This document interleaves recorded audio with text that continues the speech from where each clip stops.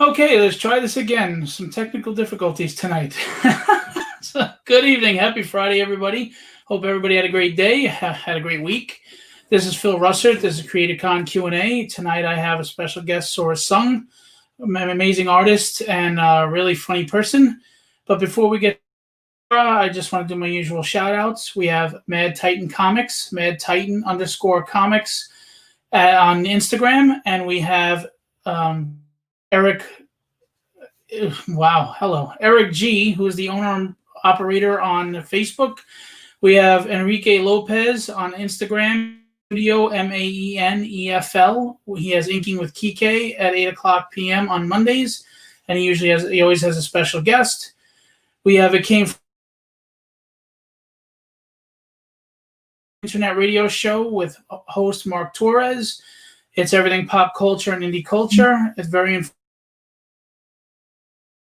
Finally, we have letsdothiss.com. Andy Lee with www.letsdothiss.com. LESDUDIS. It's everything pop culture, everything geek culture. And Andy is also the wonderful human being that does all my promo graphics. So thank you, Andy. Anyway, having said that and that debacle of a beginning, I'd like to introduce you to an artist and co-creator of Aurora and creator of Karnal Confessions. Karnal Confessions, Sorah Suhng. I don't know what's going on tonight, people. Anyway, so it must be her. She's making me nervous, maybe. I don't know. Anyway, welcome, Sorah Suhng. Hi.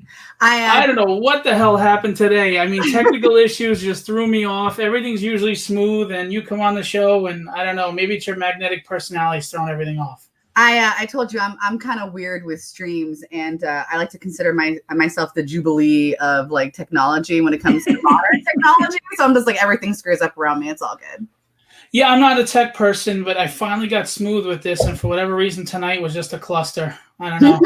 maybe I was worried about Pepper keeping him up. Yeah. It's okay. Pepper's really pretty, so everybody assumes that he's a girl, and I'm like, fine. I usually don't even correct people anymore. Well, Pepper, the fierce protector of the. Anyway, so thanks for coming out tonight. I appreciate it. I know you're usually busy, and you had your own appearance going on tonight, right, with Discord? Yeah, it's just the chat, but yeah. Okay, well, just to let everybody know, on the bottom you'll see where you can reach Sorah Suhng. She's got her Patreon page, right? Patreon.com/Sorah Suhng. That's her website, sorahsuhng.com, to see her work, and that's her Instagram, Facebook, and Twitter handles. If you haven't, please go check out her art. It's amazing. I've had you on my jam pieces too. You can't see it well, but you're on an Electra back here. Yes, with Metcalf's layout, I remember. You did an amazing George Perez style Starfire on my DC jam, which isn't done yet, at the last New York Comic Con. So I look forward to getting you on more. Yeah, once cons start up again. Yeah, who knows when that's going to be. Yeah.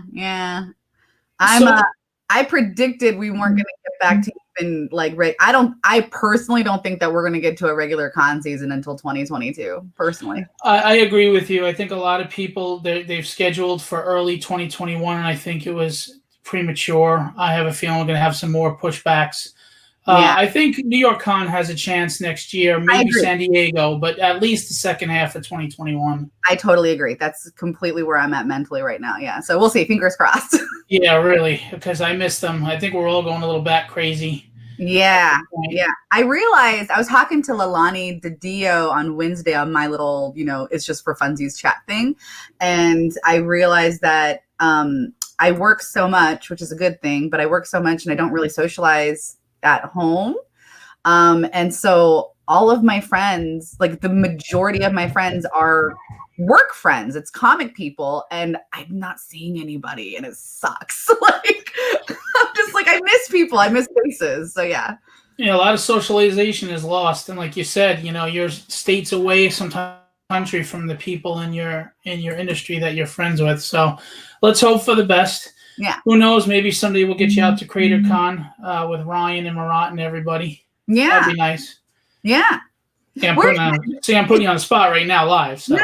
Is it? Because Brett was asking me. He was like, "Is it Long Island or Staten Island?" It's Staten Island, right? No, it was Long Island, but I'm actually moving. I'm probably going to be moving to Queens. That's Koreatown. I'm on board. Korean food. I will actually be right.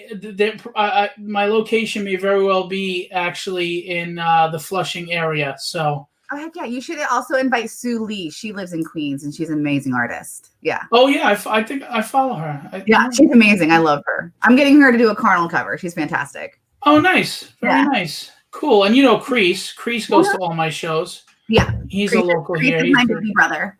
Yeah. My baby brother. I first met you actually at the Vegas Con. You were sitting with Kreese, and Tyler Kirkham was with you guys. Yeah. That's where I met you. I thought I met you in New York. Oh God, I was sick that weekend. Yeah, no, I know, I remember. No, I met you that weekend. It was actually before my very first show, but I really got to talk to you at New York Con. Yeah. I mean, you were a little more familiar with me by then. So yeah, and that was the first time I met Kreese too. Yeah, and he's such a nice guy, and he's so good. He's so nice. He's so talented. I have him on every project that I do, and I'm just like, baby brother, please draw me something. And he's like, nice. Yeah, he's wonderful. Real quick, we got a bunch of hellos just to let you know. Heather Ellen said hi. Steph Wilson, it's Sorah. Yeah, Steph is trouble, but we let him in. Dan Lee, yo, let's go. What's good? Hello, Dan Lee. Enrique Lopez. Hey, Phil. Hey, Sorah Suhng. I know Enrique. He's a good guy. Oh, you do know Enrique, and you still think he's a good guy? Yeah, I'm kidding. I'm actually going to be on his show next week. So for some reason, he wanted to talk to me. Go figure. My mother actually came on to say hello. Hello. Hey. Yeah. So Matriarch Russert. What's that? Matriarch Russert. Yeah, there you go.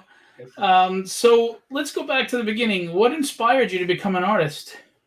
Oh, okay. So that's it's a little bit of a convoluted story, but I mean, my mother is very artistic. She's been drawing, painting, sculpting her whole life, and so I had an appreciation, a love of art from a very early age. But to become a professional, I actually hilariously, I drew all my life for fun. I never wanted to be a professional. I was like, oh, it's my hobby. Like I do it to de-stress and all that jazz. But then I was actually playing a video game, an MMORPG called City of Heroes years ago when I was in college. I remember. Yeah. And I started drawing my own character because, it was a MMO based on superheroes. And I read comics when I was younger too. So I ended up, doing some art of my own characters, and then my guild. Well, they were called super groups, but guild members. They were like, "Oh, can you draw my character?" So I started doing that, and then people I didn't actually know were like, "Hey, I'll give you money to draw me or to draw my character," and I was like, "Cool." So it was garbage artwork. I mean, by my tastes now, but I did get money out of it. And then Top Cow was actually at the time publishing the City of Heroes comic book, and I had to go to their website to see to read the comic, and also the fact that my fan art was getting into the back of the book a lot. And I stumbled across at that time I really wasn't reading comics, but I stumbled across Turner's and Silvestri's artwork, and I was like, oh my God, I want to draw like yeah, pie in the sky wish, right? And then I, at the time I was living in Cleveland, Ohio, I had moved back down to Tampa, Florida, and I had missed my school's matriculation for that semester. So I was off for a semester, and I had to get a job. So I ended up working at a Starbucks in a decently affluent areas. It actually paid really well. It was bizarre because the tips were amazing. And well, if you get the names right on the cups, that's you're probably on a good road to getting a good tip. Exactly.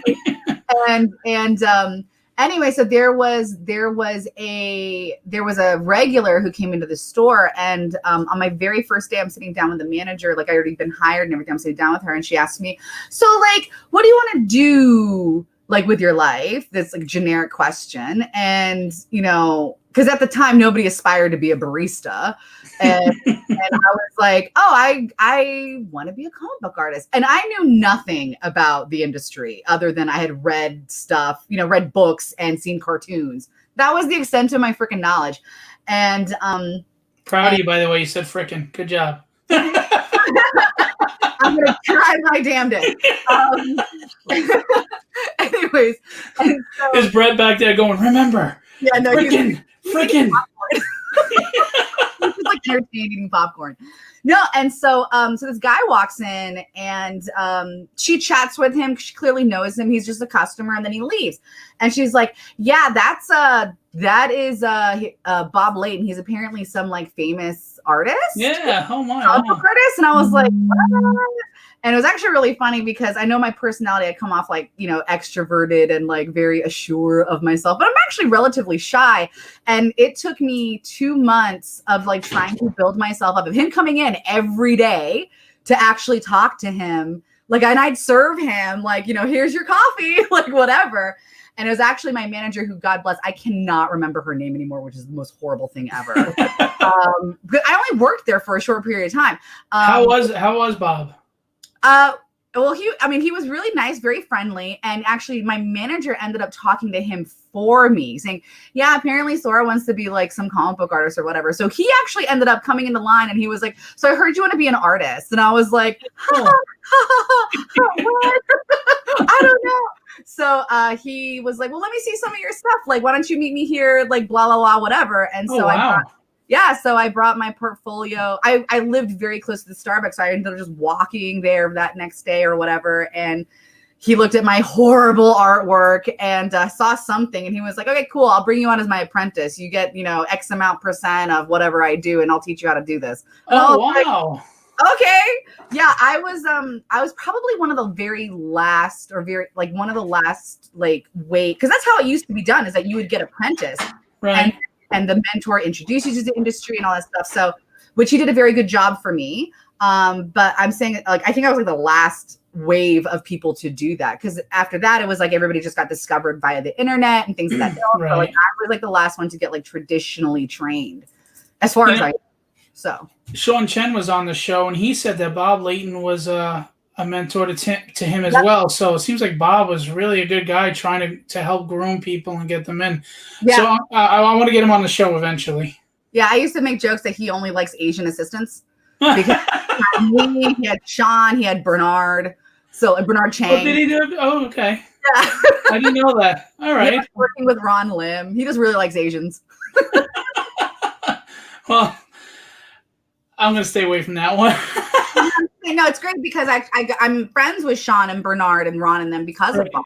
So they're like my big brothers. So it's I don't know Bernard well. I don't know Bernard. He seems like a nice guy, but I know Sean, and Sean is a fantastic human being. Oh yeah, he's like the sweetest guy on the planet. I will totally. And so humble. Oh yeah, me and Sue Lee will totally take credit for the reason he's on Instagram, because we basically like bullied him, going, "Oh my God, get your ass on Instagram." And I believe that, because when he went on, he was surprised to see how quickly you grew a following, because he's so humble, he doesn't realize it. I just met him like last week in Queens, actually, for lunch, and he's just such a nice guy. He's like the nicest guy.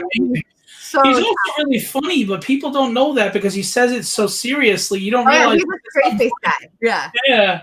Yeah, he plays it really straight. Like he's like almost a little monotone in his delivery, but who's that chick off of Parks and Recreations that's like that? Do you know what I'm talking about? I don't watch the show. Audrey Plaza. He's like Audrey Plaza. That's her name, I think. Yeah. Sorry. Yeah, but it's funny because he'll say something funny, and it's intelligent humor, and it goes right past people because they're focusing on his monotone delivery as opposed to what he said, and I'll laugh, and everybody's like, "What are you laughing at?" And I'm like, "Didn't you just hear me joke?" By the way, Chris Mad said you're shy. Yes, Chris, I am shy. I just crank myself to like a 12 when I'm at cons. That's all. I was going to say, you know, when people come up to you and look at your all-female cast and complain why there isn't a certain specific... Remember that story from New York? Were you there? Yeah, well, I wasn't there to witness it, but I had shown up just after that happened, and you were, like, fired up. And you were like, I don't get it. Well, Sean Wolf was there, and Jesse Witchman was there, and because Jesse was just sitting at my booth, like in the back, just doodling away on covers. And it's me and my friend Sylvia. You know, we're both minority women. You know, and I have this freaking banner of Aurora, which has like, you know, all women. Well, no, it's 4 women and 1 guy, but still, it's like, you know, it's a diverse cast and whatever. And like, she comes and screams at me because my smaller banner, which is of Karnal, you know, is this, you know, bodacious blonde. And she, this chick just starts like screaming at me about like, you know, why aren't you drawing people who look like me and blah, blah, blah, blah. And it was so weird because she introduced herself like, hi. And I was like, hi. And she's like, I'm an up and coming artist, which is fine. I'm normally used to young women coming up to me and like, you know, do you have any advice for me or blah, blah, blah. And I'll give him honest to God, you know, very blunt advice. But man, she had an agenda. And I was like, why are you attacking me? There is this beautiful dark-skinned black lady right here. You had 4 big posters up that were very diverse. So when you told me this story, I was like, is she sniffing glue or something? What the hell? Maybe she's a little too close to the markers or something. I don't know. I don't know. I have no idea. So yeah, so that was an experience, needless to say. So it was just funny because I literally just missed it. And when I came up, you were like fired up. You were like, what the hell? Well, because I remember I was like dumbstruck because I was like, do I look like a bombshell to you? I know that's the other thing. It's like, I'm not even drawing myself up here. Jesus, like, come on now. Anyways, yeah, it was interesting. So I mean, I know you can draw pencils with, you know, the pencil really well. Obviously, I get you on my jams, but do you also draw digitally? I actually used to color quite a bit of my work digitally. I've never drawn digitally, which is tragic because one Christmas I was gifted by Brett a very expensive, very powerful tablet. What is it? It's like at the time it was like the best one on the market. Wacom Studio. Yes, the Wacom Studio. And I've used it to do some things, but like my problem is that, you know, with writing one book and drawing the interiors, but it's like, you know, it's only like, it's not a comic book, it's illustrated prose. So I'm drawing, you know, splash pages.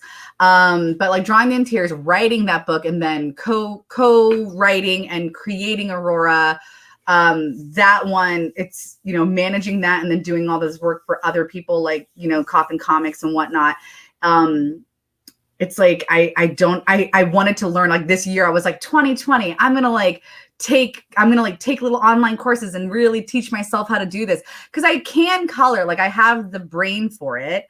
I just don't have the hand skill for it, or like the shortcuts and everything. And it keeps getting pushed back. 2021, maybe 2022, who knows? So you've also been busy though, so it's a good reason to be pushing back, right? I know, but I need to be growing. That's like the big thing with art, right? It's like you got to grow, like as an artist. So, but I've been writing, and Brett's been really pushing me as a writer. Like he goes like, I think you should write more than you should draw. So, oh, nice. We'll see. Well, you know, speaking of creations, you have Karnal Confessions and you have Aurora. Yeah. So tell us, whichever you want to start with, tell us about these projects. I know Karnal Confessions has been very successful. You have like what, 7 issues now? Well, it's not, I mean, so what ended up happening is that I did this book. It was a crapshoot. It was a trial. What's what I'm looking for? We were testing the concept if I could get away with the comic fandom in, you know, indulging into an illustrated prose story. So it's mostly words. You get an entire comic, I think it's like 36 pages. You get over 36 pages of actual artwork in here. So that's like a comic book standard of artwork, but the story itself is written in like a novel, and it's a short novel. This whole thing's like 202 pages. But so I just decided to try it out, and I did it for free online. Like every chapter was free online with the artwork. I paid for the colorist, all that jazz. And then I decided, and so after chapter 10 that was the big risk. I was okay, to get the last 2 chapters, I'm going to run a Kickstarter, and that'll be the full complete story with all extra, and I'll put extra artwork in, and I'll do all this other stuff, and we'll get my friends to do covers and da-da-da-da-da. And it was a gamble because I honestly really didn't know. I mean, I had numbers like traffic on my website, but who knows what kind of translation that's going to flash. I just don't know. And so I did that for a year, and then I ran the Kickstarter last March, as in 2019, and was completely effing floored on. Good job again, effing nice. But I was really effing floored on how well it went, because I said, listen, if we get like 10,000, then we break even, or like I was like, as long as we break even, I'm fine, because then it's proof of concept. And but no, we did bonkers. I mean, at the end of the day, I think we netted, or the gross was like $65,000. Very nice. Granted, a crap ton of that went to the printing, because let me tell you, doing a regular comic book versus a 202-page book, right, huge price difference. And then shipping is no joke either. It's a bigger book.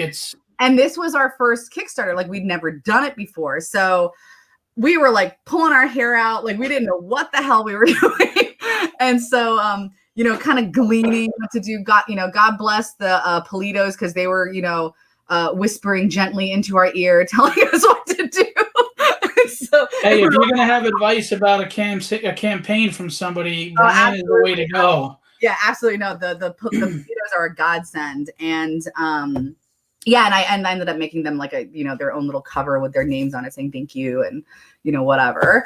But so that did really, really well. And I mean, Karnal was my first foray into like writing for public consumption, and I figured she'd be a relatively easy sell. She's, it's sci-fi oriented, because I really enjoy sci-fi, and I always was fascinated by villains. And the one thing that frustrated me is that there wasn't a lot of media that was just like, here's a villain story that there is no redemption arc. It's just, you get to go along for the ride, and it's just them being a bad person. That's and cool. Joy. So I was like, that's what I'm going to do for Karnal. Karnal's going to be unforgivable evil. And I ended up depicting her in a very, hilariously in a sympathetic enough way that people actually were like, oh, but we like her. But I'm like, yeah, but she's kind of a piece of shit. Like, she's not to be a piece of shit.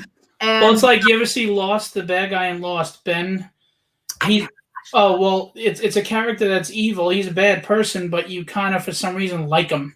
Right. So, yeah. So it's kind of that same vibe where it's like, and she gets her comeuppance and everything. It's in the sense of like, there's damage to her. I mean, she's obviously changed by the end of the book, because what fun would that book be if she's not changed? But at the end of the day, it's like, she's still in her core, she's not a good person. And I lay it very bare that she's not a good person. You'll be writing along with her in the story, and then she kills somebody arbitrarily because it serves her purpose, just to remind the reader, by the way, not a good person, like at all.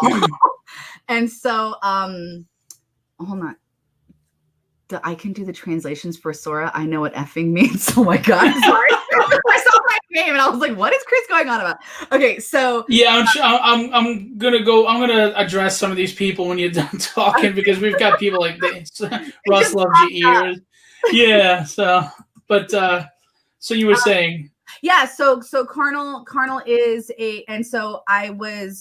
proof of concept. We did really well. We took the, like, other than the printing and stuff, we decided to run while we had the iron hot, or to hit while the iron was hot. And so I had this other idea of, I wanted to do like a traditional superhero story, in the sense of like something that wasn't, and I wanted to do something that was very, very pure, in the sense that one of the things that for example, I really love Captain Marvel, but one of the problems that I have with Captain Marvel conceptually is that I feel like they really play up her masculine traits as a show of strength. And that, to me, I grew up on a lot I'll of agree with that. I grew up on a lot of anime.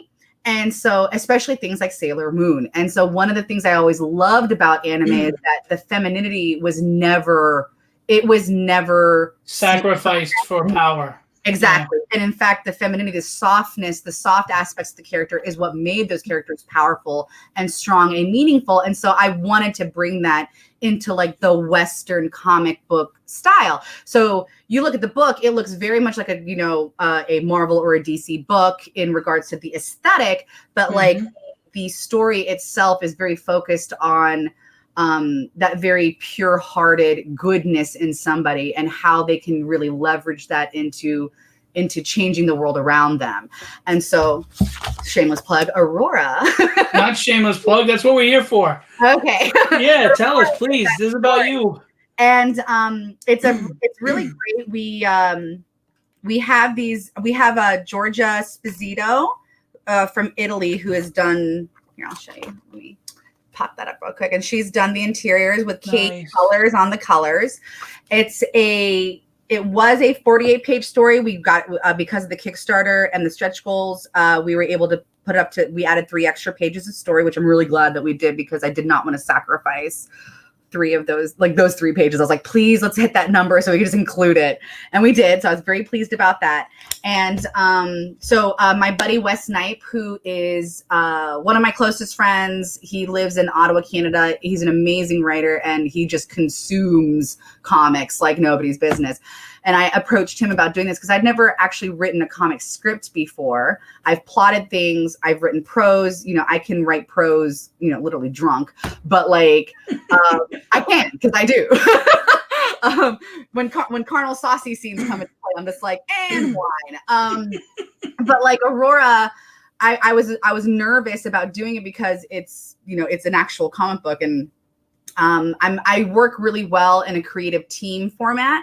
So, Wes and I will get on the phone and we'll just start bouncing ideas back and forth and really get to where we want it to be. And then he'll actually put those ideas into, or put those plot points into an actual script. And he's an amazing, like I said, amazing talent. So he co-wrote it with me. It's my creation. He co-wrote it with me. Well, he wrote it. I co-plotted. Let's put it that way. And then Georgia did the pencils and the inks, and then Kate did all the colors. And then Taylor Esposito, local. I mean, technically local boy for you. He's in Jersey, like right across the water. Yeah.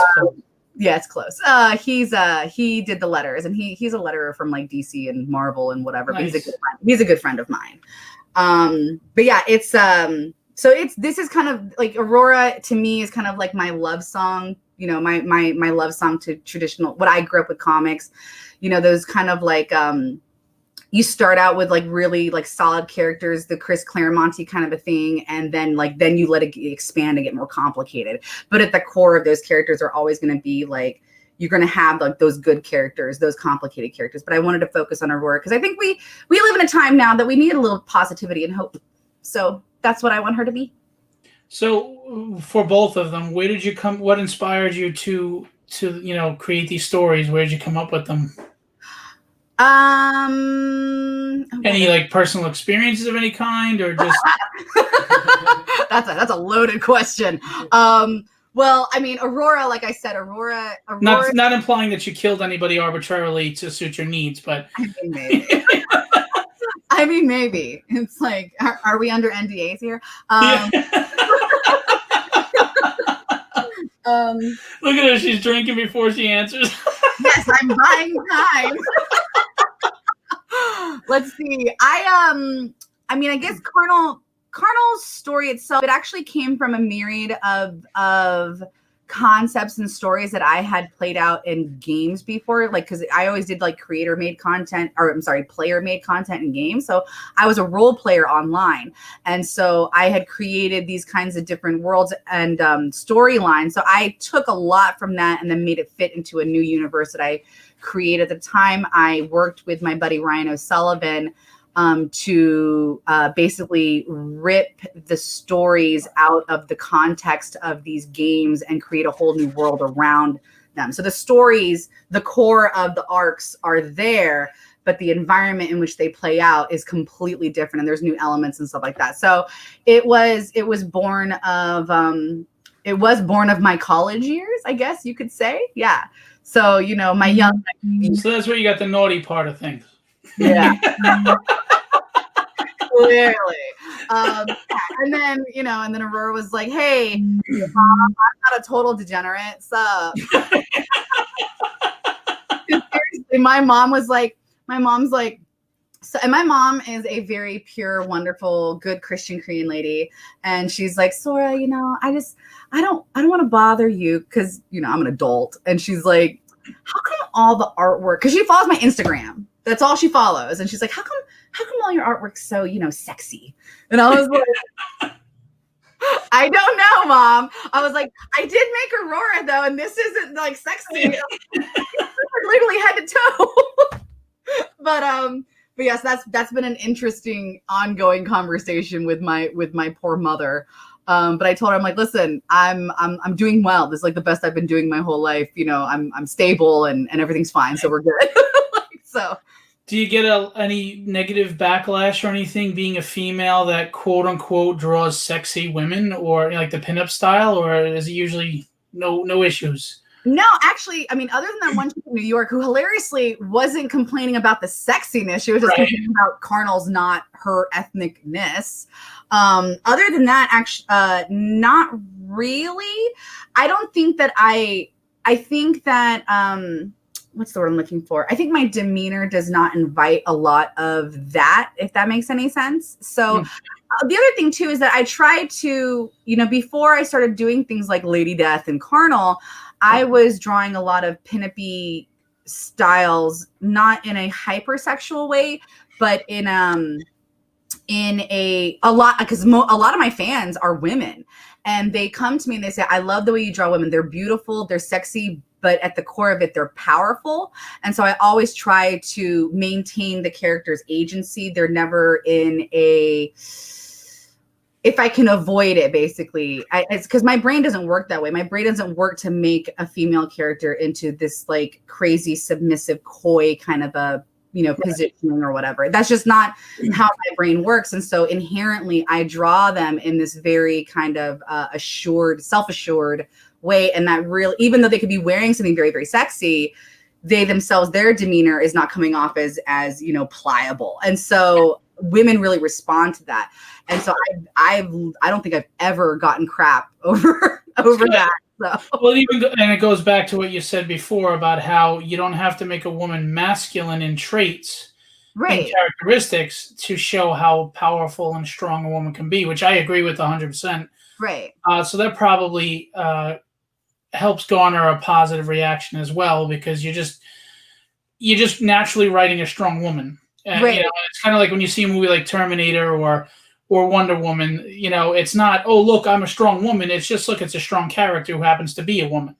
So the thing I really liked about Wonder Woman is that, again, Wonder Woman, the film of Wonder Woman, I felt did not shy away from the more quote unquote traditional female tropes. She sees a baby for the first time and she goes and coos over it. She's like, oh my God, it's a baby. That does not take away from the fact that she is going to destroy you the next scene. So, and I absolutely love that. I was like, yes, you can be a sensitive, motherly type and still kick ass. Like, that's totally fine. Who's censoring themselves now? Yeah, I think that, like I said, I don't tend to draw like, I guess it's like, I always try to capture a character, or especially, obviously a woman. I try to capture a woman where it looks like she's always in control of how you are viewing her, versus being exploitative where she's not in control of it. And I really think that makes a difference. So like, you got a character looking at the viewer, with like a defiance and ownership in their face or their eyes or their positioning or whatever. That makes a difference. Then they could be butt stark naked and it doesn't matter. It's like, because they're doing it because they want to do it, not because they're doing it because you've caught them into it or something. So, which helps gets the male fans too. So what's really fascinating, I thought that when I first started on the Karnal thing, I thought this is going to be an easy sell for dudes because it's a blonde chick. right?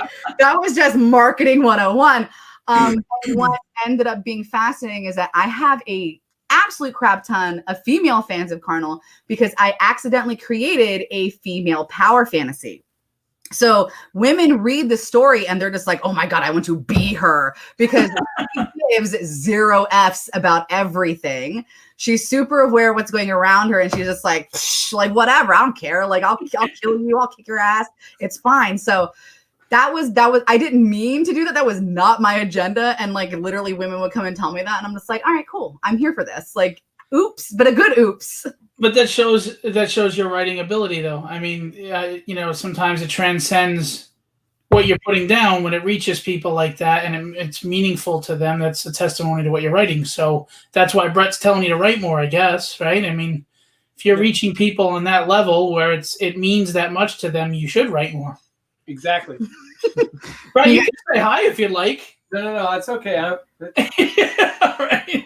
I'm taking care of the child here. Of the Pepper. Oh, Pepper is fierce. You want to show Peps? Come here, peeps. The floofy, what would we call him? The floofy, oh, Pepper, what's up? The floofy protector, that's what we would say, right? Yes. He wants no part of this. He's like, can you send me back to Brett, please? He so does not care about screens. He won't even look. He's like, no. I'm not even looking. These people aren't here. I don't give a crap. Doesn't care. He absolutely gives 0 Fs about. He's a diva. Yeah. He's a good diva. What's up, Pepper? He's still on soft food because we had to get his 2 of his molars back on this side taken out. But he's been spoiled this week eating nothing but mush soft food. So. And it's probably coming out the other way the same. God, he's a small dog. He's only like 14 pounds, and the size of his shits amaze me. I'm like, how? You're like literally pooping out your body weight. Like, I don't understand. Sounds like my 6-year-old.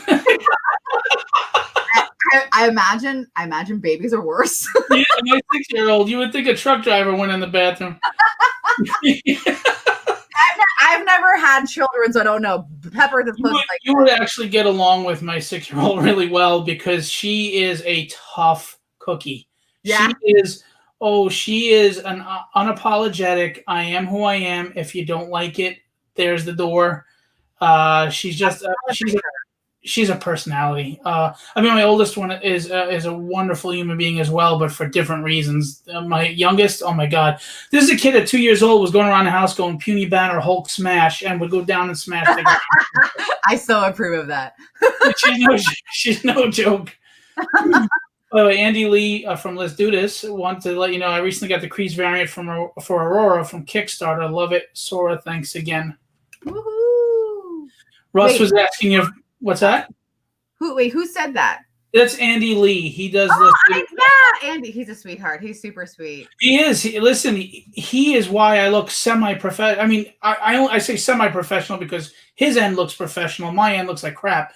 But he's done so much for me that I cannot say enough. He's such a great person. Yeah, one of the best people that you can know. Yeah. Russ says Brett off camera drinking coffee. No, he's drinking a Pepsi, which, God, you haven't had a Pepsi in like months. Yep. We drove him to drink. Yeah. God is driving him to drink. He used to drink Pepsi like all the time. And I just kept telling him, oh my God, soda's so bad for you. Stop. And he finally like broke the habit. So once in a blue moon, he'll have a Pepsi and then immediately regret it. Yeah. All right. Listen, once in a while, you got to let loose. So just so you know, the people that I have a faithful group of people that come in my chat every show, and they're called the Rogues Gallery because they like to roast me all the time. Nice. And every show, and you're going to be asked a question, the same question. We ask about the craziest commission and everything. Uh-huh. And we got a really doozy one from Chris Campana, so they bust my chops all the time. I dressed like a panda bear, knock on people's doors. Basically, Chris had gotten a crazy commission about a character fornicating with a panda bear. So they like to mess with me a lot. Did he draw it? He turned it down. Okay. Well, let's do Oh, this. Chris. I'm like, there's no way Chris drew that. I know Chris too, so I will just say he says he turned it down. We'll just leave it at that. Okay. I mean, listen. I mean, there is technically a number. I mean, if somebody were to offer me like $1 million to draw some like nasty porn, I'm gonna do it. Like, it's $1 million.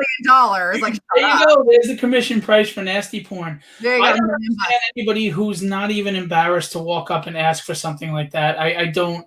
But whatever. Hey, you know, for women, everything. I got an email a few years ago where some guy very nicely, very professionally, very politely asked me if I wanted to draw a 22-page comic for him and it'd be a private comic book for him. He'd pay me $10,000, but it would have to involve things like pregnancy porn and some furry stuff and whatever. Wow. And I would never have to sign it. It would no one would ever see it, whatever. I turned it down, and I was actually really nice when I responded to him because I was like, thank you, because he was really respectful. Like, to me in my head, I'm like, clearly this is this guy's fetish, and he's just trying to get it met. So I'm not here to kink shame. Like, do you? But I mean, yeah, 10 grand. It was like 10. Remember that I said there was like 10, 15 grand to do this thing. And I was you know, guys like Jeffrey Dahmer, they always said though, he was such a quiet guy and such a nice neighbor. Like in his closet, a bunch of furry porn and really. No, but I can't remember this guy. I mean, I wouldn't put him on blast anyway. And it's probably not his real name, but he would, like I said, he was super respectful, super sweet about it. And I was like, I give him credit for the steel cojones to go to a woman artist and say, "Can you draw this stuff?" Yeah. Who knows? Maybe it was somebody trying to get a rise out of me. Who knows? Maybe he was just trying to get a rise for him. Counter offer, I'll do it for $25,000. No more, but that's what's my price for furry pregnancy? Yeah, but I can see it now though. Like, in the comic world, all of a sudden the scandal comes out. Sorah Suhng did this book, and that's all you need. Yeah, no, seriously. Hey, I like to keep a low profile. I just post pictures of my dog, horrible selfies, and artwork. And bad memes. I like to shit post a lot. So there you go. If you want to stay safe, you got to keep Buzz off your posts. I love him. No, he's allowed. He's allowed to be nonsense. Totally I love Buzz. I'm just kidding. Buzz has been nothing but great to me and my family. Mm-hmm. I'll never say a bad word about him. He's amazing. I love him. I love him to pieces. He's like he's like legit one of my favorite people in comics. The first time I met him was the first time I went to MegaCon, and this was right after he had like made a big hullabaloo at a different con. He was like screaming about like all the print jockeys, and so I just said hi to him. I wasn't really friends with him on Facebook even, and I just said hi, blah blah blah, and I said, hey, I really appreciate you like going to bat for us artists and like trying to take down these damn print jockeys. And man, he just went off like for like an hour. It was just like there's no filter on Buzz. Yeah, it was great. But you know where he stands, and that's one of the things that you like about him. He's been very kind, very generous to me, and he's always got a funny story. And so yeah, he has lived a life, like for sure. Yeah. Yeah, so, my mom really likes him. Raj, my dear, no, I only have wine. Bourbon does bad things too. So going back to Aurora and Karnal Confessions, what is the future of these projects? Do you have anything following up, or do you have other projects in store? No, I'm focusing on these two projects. Karnal, I'm currently on my Patreon, is where you can read the new arc of Karnal. You can literally get on Patreon for $1. Just to read the content. You will get all of book 1, everything, including the artwork from book 1. And then you can get book 2, but at $1, you only get the cover and the story. You don't get the interior art. But if you go up to $3, $3 measly dollars, then you actually get the artwork and a bunch of other, there's a bunch of other benefits. I honestly put too much out there. Like even my patrons, I've said they're like, you offer way too much for such little money. I'm just like, whatever, I don't care. I'll just do it anyway. Do you do any drawings on Patreon or anything like that? Yeah, so I do every month. Everybody gets to. So in my chats that I do a chat every Friday night, and in those chats they get to nominate different ideas. for me to draw. The only thing I say is like, I'll do not safe for work stuff, but it can only be of like Karnal, like, cause I won't do other people's properties or whatever. That's not safe for work. Although I could do Lady Death. I mean, that's not that big. Like, I wouldn't cry about that if I. I don't think Brian would go after you. It's just it's just basically a group voted commission essentially, and anyways, and so I would so they get to vote. So they get to nominate things, and like the $3 tier and the $5 tier get to nominate things, and then the $5 tier gets to nominate. $3 and $5 get to vote, and then so once a month you're gonna like I basically get to be your commission bitch. So I just draw whatever it is and go, here you go. You also get like free downloads for like black and white art if you want to color. You get once a month I do a tutorial on how to draw stuff or to whatever. I did eyelashes and lips and whatever, and then you get downloads in regards to like wallpapers and things like that people normally don't get to do. I do not post works in progress anymore on my social media because I have promised that to my patrons. So they get all of my works in progress. They get to see like the covers, works in progress, more so than I would actually show on social media because they're good people. They're not gonna rat me out so far. We'll see. But yeah, so it's been a lot of fun. Patreon's been kind of interesting, but the whole point of it was the reason that I put Karnal behind a paywall was because we have started to do books through Unknown Comics, single chapter issues from the first book.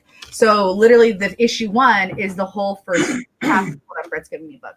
So issue that's what I was asking, because on your website they can also see the individual. Yes. Right?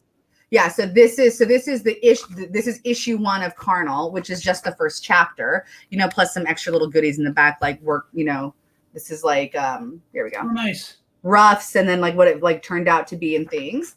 And then so we're doing that through Unknown Comics. We decided to do this project with them, basically re-releasing the original book through chapters, because at the time it's like everything shut down. Stores didn't have content they didn't have product. And so we came up with this idea, and they were like, okay, we're down, let's do this. And so it's been fun so far. I've, obviously I've got a lot more followers for Karnal, like Jesus. And then, so I had to slow down production on the next arc of Karnal because on Patreon, you're in the second book. So like the whole arc. And we're up to, I'm publishing chapter 7 this month on Patreon, and it is a saucy chapter, FYI. And I do love writing it. And then simultaneously we're working on the second book of Aurora, which was promised in the Kickstarter as one of the stretch goals, is that, okay, we get to this point, that's a guarantee of book 2. And so Georgia Spizita, she's feeding pages. I'm feeding them to Kate, and Kate is getting them flattened and colored. And so hopefully, I don't want to say fall, maybe winter time. Yeah. So George is a busy girl. So, but it takes patience as far as so, and I'm happy to wait for her beautiful, beautiful artwork. So nice. Have you ever thought about doing like a sketchbook Kickstarter or something like that? Yes, actually. We were literally, so because of the delayed, I was originally going to do the Kickstarter 2 for Karnal this summer, but because this whole thing in the pandemic and then Unknown Comics, we had to push that back quite a bit. So I decided to say, well, I do want to run a Kickstarter this summer. And I said, I wanted to do a sketchbook a couple of years ago, and Brett was like, you've not done enough work now. So I was like, okay, Mr. Business. But now I have done enough work. And so I am going to be putting a sketchbook together. We are tentatively shooting for mid-October launch. That's a tentative. Nice.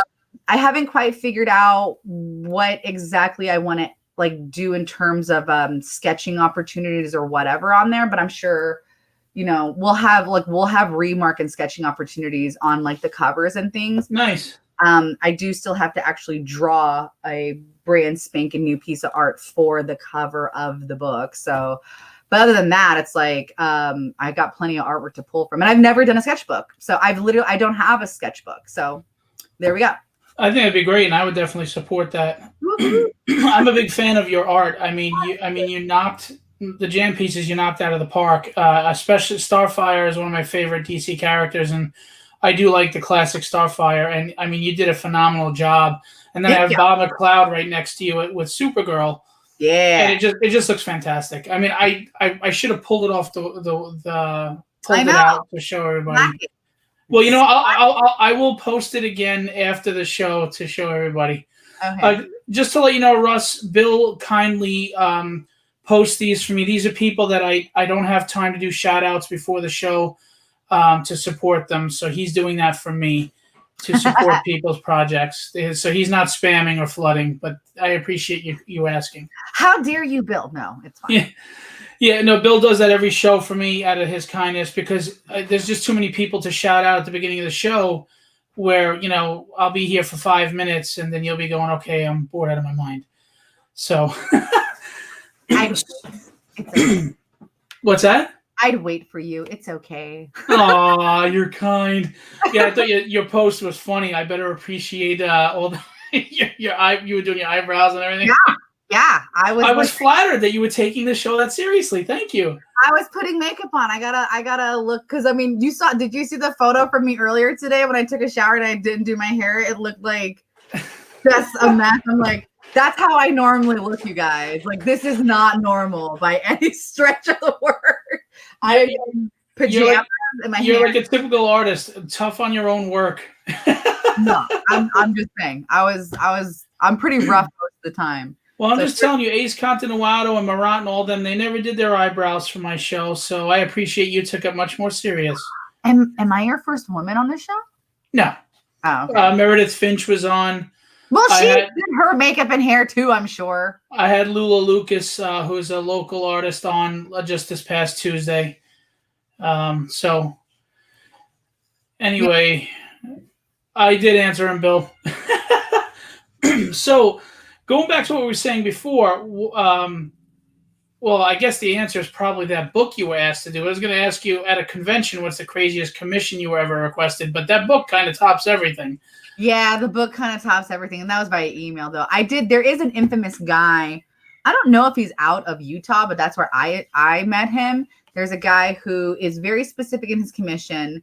It's not inherently sexual, but like he's very famous amongst artists. It's like a rite of passage to draw something for him. Oh, really? Yeah. So he asks for like, my particular one was a mermaid, an anime, like Asian looking woman who's a mermaid, but she's wearing a schoolgirl outfit, including the skirt over the tail. Okay. And she has to look wet, but you cannot show he doesn't want to see nipples. But she must look like she's just come out of the water. Like, so wet hair, wet shirt, etc. That's odd, but interesting. Yeah. But like I said, it's not inherently sexual or anything. So I was like, okay, cool. I'll do that. If anything, it'll help your art skills, right? Make them look wet without showing nip. Yeah, all right. Because when I said that I had done it, a couple of artist friends of mine were like, oh, you met that guy. I was like, yes. They're like, yeah, we did one too. Like, apparently he's like notorious in the con scene. Like, behind the scenes, you have to tell me who this is. I want to meet this guy. No, I don't know his name. I did it at Salt Lake, 3 years ago. Yeah. Is he ever in New York Comic Con? No, I only ever saw him at Salt Lake. Oh, okay. So he's local there. Yeah. That's funny. You have technically breaking down Karnal Confessions, you have enough issues. Would you ever think to pitch to like Image to get published to Image, or? It's not a comic book. That's the thing. So like, that's true. I have talked to other peoples who shall to turn it into a comic, maybe? No, to actually publish it as like I'm doing it through Unknown, but it would be through them, wider distribution, blah blah blah. So I mean, there are interested parties in distributing it in a wider fashion, and they would also pick up Aurora. So it's nice. But like 2020 fell into a crap hole because of COVID. So I have no idea where those offers stand anymore. But I mean, like I said, we'll see. Like I'm excited about the next Karnal Kickstarter, which again, unfortunately, is not going to happen until spring of next year. Mm-hmm. Just because it's like there's always a question mark on return in regards to the second book after the first book. Production wise, it's like readers get excited for the first book. Are they going to come back for the second book? And I'm like, well, I cranked up the sex aspect in the second book, so I'm hoping that's a hard sell there. So we'll see. We'll see if people are like, okay, yeah, there's saucy stuff in here, because hilariously, the first book of Karnal, while there's adult themes, it's actually, a pretty standard, I mean, not standard, but it's like sci-fi adventure story. Like there's intrigue. There is sex in the story, but that's not like the focus. Like there was sex in Game of Thrones, but that's not what made Game of Thrones great. Right, exactly. That's more the key. Whereas in this next arc, the actual focus is one of her interpersonal relationships. I intentionally did that. I needed her to get into a very, a messed up mindset, like getting into a very toxic relationship. I wanted her to be there. So there was a lot more sex in it just inherently. And so, plus to be fair, my lady readers are like, beefcake, give me sexy guys. I'm like, okay. He said, let's talk about beefcake. Yeah. Actually, Viraj is like super, super awesome. He introduced me to I can't think of his name now, but he introduced me to an Indian actor. Viraj, what the heck is his name, honey? Please post it because I can't remember it. But he is the guy who I ended up basing Overseer, who's one of the characters in Karnal. I based Overseer on him because Overseer tries to depict, or his whole thing is that this is going to sound convoluted. He is a fourth dimensional creature, and fourth dimensional creatures can depict themselves in the third dimension as however they want to. And so he wanted to see himself as the peak human. And so I based it off of this Indian actor who is just like ridiculously perfect and gorgeous. I was like, you are perfection, and thusly you are now my perfection. So does the actor know that it was God. No, I just kind of like, this is my love song to you.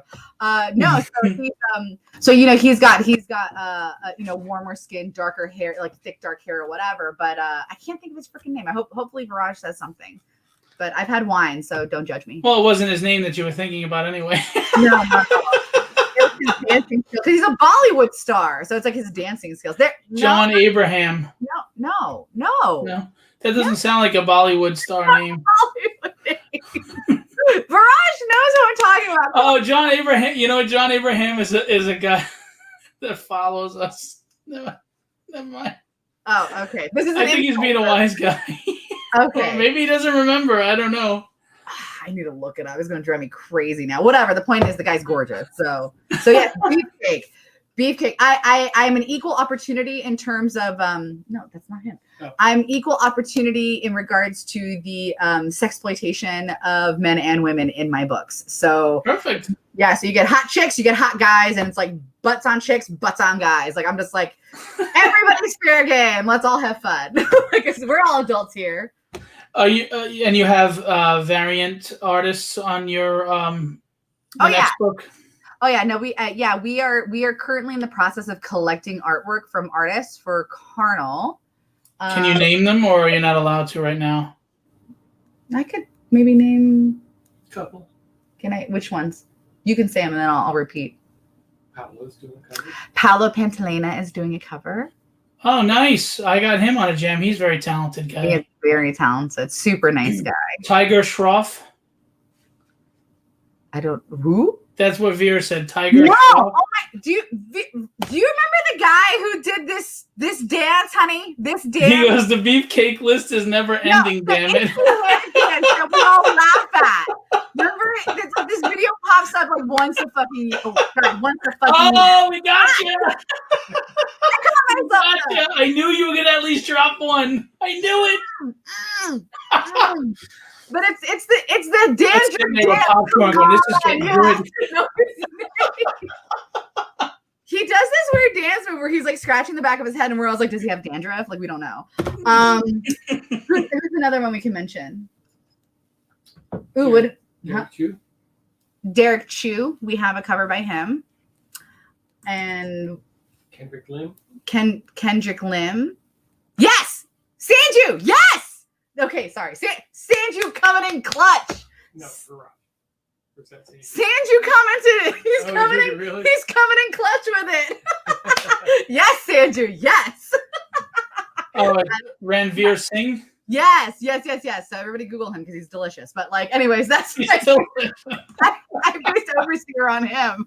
I was like, yes, you are a perfect male. That's fantastic. Hi, Sanju, by the way.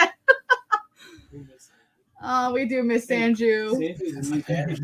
Bollywood actors. I mean, yeah, but come on. He's like the big one. Sanju gave you the thumbs up and smiley laughing face. Heart you, Appreciate the help, Sanju. Now she can sleep tonight. Sanju. Well, to be fair, I would have gotten off with you and then like, wow, phrasing. I would have gotten offline. And then Googled it and then I would have found the name. See, this is exactly what I expected. This is great. Have you? Horribly inappropriate. What? Listen, there's no inappropriate, really. Listen, that stuff makes me laugh. Ace Continuado was on last week, Mhm. and he was in his daughter's room, and he had puppies up on the wall next to him. And I said, "Oh, look at your art." And he goes, "No, that's the lunch menu."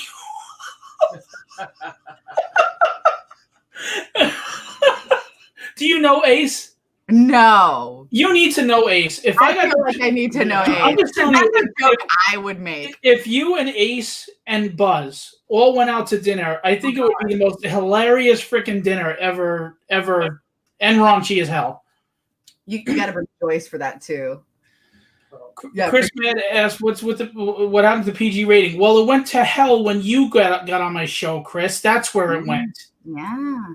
He was on my show. He got like 1,400 views, and he was totally not PG. Was he dropping F-bombs? No, he didn't. But actually, Ace threw one out there, I think, though. But anyway, but you know what? I'm impressed. You only threw out one so far, and it's been an hour, so I'm good. I know. And with a book called Karnal Confessions, where there's a lot of effing. No, I'm just joking. Have you ever wanted to work for the big two? I have worked for the big two. Well, one of the big ones. I actually, when I started my career, I inked on Marvel and did title designs. I didn't know that. Yeah, I did. I inked on Iron Man and I did costume creation on a couple of the books that I worked with. I mean, I was working for Bob, but I am credited. I am Marvel credited, and I mean, great. I was inking though, and I left the industry for a while. Like, I basically like took 4 years off, got married, and got divorced, and then was like, screw that, I'm going to go back to comics. A wise decision, and. And I came back as a penciler. And the reason I did that was as an inker, I realized that I during that experience, I enjoyed inking. Do not get me wrong. It was super fun. And I was pretty good. I mean, Bob was the one who was teaching me, Jesus. But like, I realized that schedule wise, as an inker, I'm beholden to the penciler schedule. So if they're late, that doesn't change my deadline. Right. And I was like, I can't, like, sure, in my early 20s, I can totally stay up till like, literally. Wait a minute, you're not in your early 20s now? No. No, but like in my early 20s, sure, I can stay up for 2 weeks straight and not get any sleep. That's fine. But I'm like, I can't sustain that. You kidding me? Like, no. So I was like, I need to not do that. And I never wanted to necessarily be an inker. Like, I always wanted to be a penciler. So the reason that I started out as an inker was because Bob said that I had a very sketchy line. He wasn't wrong, but I had a very sketchy line. So he's like, you need to be confident in your strokes. So Okay. I learned how to ink. And he must have known what he was talking about because your pencils are so clean. Yeah, again, that's because I pencil like I ink, in the sense of like I do a lot of line weight still. Yeah. Like, even though I'm just penciling. You can see it in my Starfire. Oh, I thank you. Yeah. So just her hair alone, I was like, my God. Yeah, her hair's fun in the George Perez Starfire, because it's just like huge and all over the place. Like, and you can he draws it like it was a fire trail behind her. Yeah. So I think Starfire is probably one of my more favorite DC characters. I'm mostly a Marvel girl, but like there are DC characters I do like, and Starfire is one of them. I always enjoy drawing and especially coloring her. Like, she's just fun to color. So if you were to go back to Marvel or your work for DC, even, what would be the book you'd want to do, and who would be your creative team? There's Pepper. Yeah. Oh, Hi, Pepper. I would. Ooh, I'm blurry. Hello. I don't know. Yeah, It's you are. Turned and then it like freaked out. Hold on, I'm gonna try this. Just trying to focus again. No, There. there you go. What is it? I would want to do a mini series on Captain America and Black Widow. Nice. Yeah, that's And what who would be your creative team? Would you write it and draw it, or? I would write it with my buddy Wes, because again, creatively, I just absolutely get along with him. But I would write it with him, and then I don't know if I would draw it, just because, like, could I do it justice? I don't know. Sure you could. I don't know if that'd be a lot to do, though. I definitely do cover. That'd be like, pseudo bodice ripping kind of cover. But no, I actually have a legitimate. I have a legitimate pitch that I would love to do, actually, for a Captain America and or Black Widow story that has Captain America pole dancing, or no, cheeky. But no, it's a philosophical question about the morality of your choices and what's the right way to go. It's not necessarily answered, but you're presented with two different options, and you as the reader would have to determine what would you do. So, I like that. Yeah. So I actually do have a legitimate idea for that. I would love to do that. Alternatively, the child in me, in the sense of, like, it would be like a childhood dream is to do X-Men, but I don't think that's ever going to happen. So you never know. I've embraced. The fact is that I've kind of embraced a little bit of the fact that, as much as I would love to do Marvel and DC stuff, is that I'm not banking on it. So it's like, would I pass up the opportunity? No. Am I gunning for it in the sense of, like, that's like the end all be all for me? Absolutely not. Because you're doing really well now. Yeah, and I really love my own stuff. So again, if I had an opportunity for it, like if it were presented to me in such a way, like, hell yeah, I'd take it. But right now it's like, I really want to focus on telling the stories that I want to tell without the confines. I'm my own editor. Right. I'm my own boss. It's pretty fantastic. And so there's this kind of you get this unfiltered version of my brain as a reader. So I like that. Hopefully my readers like that. So we get to dip into the madness. Yes, exactly. All the dead bodies in my closet. So it's like, was it Into the Mouth of Madness? You ever see that movie by John Carpenter? Mm-hmm. Yeah, go check it out. It's a good movie. It's a good one. Okay. I do like John Carpenter movies, though. I liked his The Thing. It's to me, it's like a cult favorite. It's a really good movie. Keith wants to know, who's your favorite Marvel character? Oh, that's hard. I do love Captain Marvel. I obviously love Captain America. He's my man. He's my husband. He is. Captain America is my husband. But like, again, I grew up reading and watching the X-Men, like the cartoon. And so, but I grew up reading the X-Men as well. And so it's like, I'm a huge fan of Rogue. Like, she's my jam. Rogue is my jam. She's like the badass Southern belle who'll kick your ass. Like, I love that she was so, like, I'm feminine, but I will destroy you. Like, I love that. So, are you seeing a theme yet? Just saying. So, you're sending messages to Brett? I will destroy you. Yeah, clearly. Mm-hmm. Yes, obviously. I'm a big Nightcrawler and Colossus fan, and someday I'm going to get you to draw a Nightcrawler commission for me. I do like Nightcrawler. He's fun to draw. I don't get asked to draw enough dudes, which is really disheartening, because I enjoy drawing guys, obviously, hence the beefcake question. I really enjoy drawing guys, and I wish I got, to be fair, actually, I think that when I'm at cons, I do actually get asked to draw quite a few dudes. But like, for like covers and stuff, I guess like dude covers don't really sell unless it's on like a Marvel or DC book. So like, I'm just never asked to draw guys. Like, for all the indie covers, it's always like, hot chicks always hot chicks. So Well, I mean, that's a big seller in the indie world right now. I mean, a lot of indie artists do the pinup style, and they're very successful. So, I mean, you go with what works, right, for now, and then you branch out later on when you have the time. I know, but it's frustrating. I worry and I feel bad for people who have been, kind of pigeonholed and typecast for that's what they do, right? Like I'll bring up like our buddy Mike DeBalfo. Mike DeBalfo is in general an amazing effing artist. Like, yep. And he can draw dudes like nobody's business. He's just never asked to draw that. See, what's funny is I keep asking him to be on my jam, but every time I get to him at a con that I see him, he says it's too late, he's booked up or whatever. I don't know, maybe he doesn't like to draw at cons or whatever. I keep telling him you can take it home to the hotel and bring it back. He's slow. Well, I want to talk about his intelligence. We're talking about his... Okay. Okay. No. I'm kidding. I think Mike is a great guy. I was just kidding. Yeah, he's going to be on the show too, by the way. Yeah. So maybe he won't now. No. Mike's fantastic. I love him. And God, talking about art with him is like one of the most fun things I can do. No, he's an insane artist. He really is. Crazy. But I'm saying that I think that he's gotten faster, but just like me, I'm a slow, like I'm not Kincaid. Kincaid is like lightning. I know you had my jam for 4 days. New York Con, you had it the whole weekend.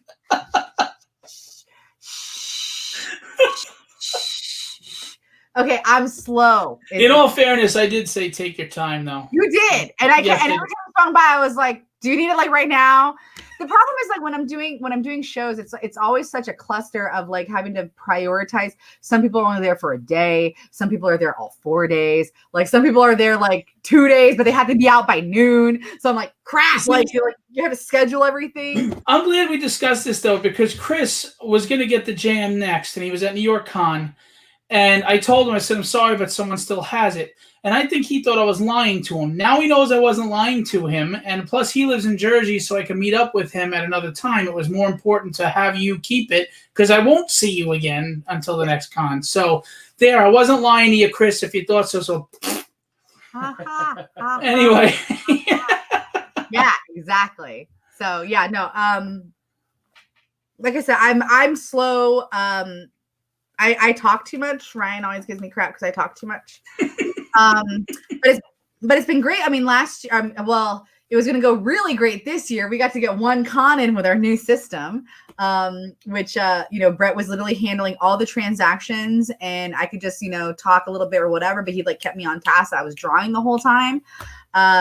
We got to do C2E2 with that, and then pandemic. So. Good first show on that, though. you know what, though? In all seriousness, I say this all the time. I think there would be coming... I mean, granted, I'm one of them, but there are too many shows. I think the bubble was bursting because attendance was dropping on shows across the board. And not that I'm saying it's a good thing that COVID happened, and not that I'm saying it's good that a lot of shows are not going to come back. I'm sorry for those shows. But as far as the industry, I think there's going to be a big hunger for Comic-Cons again, and you're going to see attendance spike again. It's going to rise, and when you go back to these shows, when it's healthy and safe, you guys are going to do really well. You're going to be flooded because people are going to be dying to come see you. As much as the virtual thing's going on, it's not the same. It's not the same. I know for me, like I was just talking to my patrons. I keep wanting to say Patreons. My patrons on Discord tonight, and I was saying I'm sitting. I do not, this is a me fault. I do not have like the system or apparatus, even though I have a website and everything, I've never really pushed it, is that I don't have the apparatus to sell my original artwork. So I'm doing all this work where like I would normally take it to a show and I'd sell it at a show like that, right? No fee. But because there are no shows, I'm sitting on like this treasure trove of original art. Like I got so many Lady Death stuff right now. Oh my God, Lady Death fans, come hit me up because I have got just a cavalcade of Lady Death right now. But see, and that's the other thing. At a convention, believe it or not, I think impulse buying is greater than online. They're there knowing they're going to throw their money out there. Throw money around, right? And they're going to sit there and they're going to see. And art always looks better live than it does. No matter how good it looks through a computer screen, it's always better seeing it live. Yeah. So sure. I think impulse buying is is much higher at these shows. Yeah, and I really connect with fans really well at shows. You know, I'm a hugger, as you know.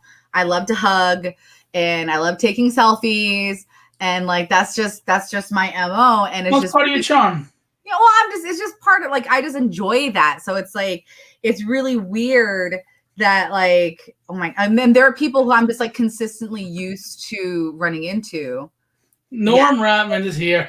Norm has become my heckler. He comes on every show like later in the evening, and he just starts heckling. Giving you crap. I'm here for this. Yeah, he was at my last show, and we had a good car ride in from the airport. So Norm is a good guy, and he's obviously one of the top inkers in the industry. Oh, and he sure. loves to bust my chops. So I guess that means he likes me. Yes, as you deserve, Phil. Just wait, except he's dodging me and won't come on the show. But he will heckle you, and he hasn't even been on the show. I'm saying, see, you brought it out, Norm. That's it, Norm. That's it. Wartime. Gloves are off, buddy. Brian Sharp said he misses my hugs, but he misses you more, Brettley. Do you want to come say hi, Brett? Come say hi. Oh, Come on. I gotta say hi. You gotta say hi to everybody. Hey, Brian. Check out his new haircut, you guys. Haircut, Brian. I just cut his hair today. Nice. Brian's one of my biggest. He's not really a fan. What would you call him? Bro?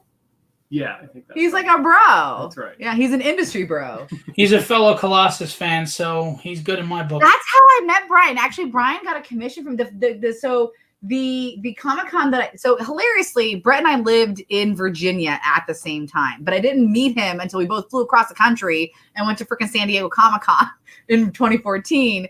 And I met with Brian. He was going to be there, and he commissioned me to bring the piece of artwork with me, which I did, and he commissioned me for a Colossus piece, and that's the first time I met Brian Sharp. And I don't know if everybody knows who Brian Sharp is, but he is he co-owner, right, of Counterpoint Comics. Yeah. Anyways, but yeah, so it was really funny because later on, like I did a couple of Hardly Thin things, and then I was like, Brian Sharp, and then like he's like, yeah, I got the Colossus piece from you, and I was like, oh my god, like yes, I remember that piece because it's the only commissioned Colossus piece I've ever had. Yep. Yeah. Yeah, I met him. He got a Colossus from David Finch at Phoenix Comic-Con. And I was actually getting Sasquatch on a Alpha Flight Jam. Oh, I thought you just sorry. No. Yeah, I was just getting Bigfoot, you know? Yeah, just random. I was like, okay. I was just getting Bigfoot. Sure. And the Colossus that Finch did for him, I was like, man, oof. I really thought about, maybe like drugging Brian and taking that piece. It was so good, but yeah. I mean, it's David Finch. What are you gonna do? That's like most of his artwork is perfection. Like, yo, Brian, I want to see the Colossus that Sorah drew because I love Colossus. It's so old. No. I want to see it. So old. Show Brian, it to me. Brian, don't you dare. Don't do it. I love you. Don't do it. Do it. Don't do it. Do it. I'll kick you off. Oh wait, I'm on his show. Shut up. So, you guys make a perfect pairing. I have to say, Brett is the straight man, and you is the Costello. Yeah. You match perfectly. Yeah. He keeps you. I can only imagine if you didn't have Brett kind of helping guide you and keep you in line on some degree. I mean, facts though. Like literally, when I'm on my Patreon Discord, because I'm usually drinking because everybody drinks when we're sitting there chatting with everybody, and we'll get a little sauced up, and then I'm always like, "You guys want to see this thing that I'm working on?" And Brett's like, "You can't show that. You're not allowed to show that." And I'm just like, "But I want to show them." He's like, "No, don't do it. That's my name on Mr. Business." Oh, he's the overseer. That's the thing. So he's overseer. And, yeah, well, that's a very valuable person to have in your life. It is. He reels me in when I'm just like, I want to show everybody everything. Like, check, I'm going to tell all the secrets. And he's like, no. I think there were times where I opened my mouth. I wish Brett was next to me going, Phil, you don't want to say that. You don't want to say that. Seriously, that's my problem too. Yeah. I mean, normally, I guess in a normal business, even like a business dinner thing, I'm fine. But Mhm. when I'm in the comfort of my home and I have like, a couple glasses of wine in me, I just like start getting loosey goosey with like the secrets. And I'm just like, oh, I'll tell you everything. And they're like, he's like, no, shut it down. Shut it down. And I'm like, okay.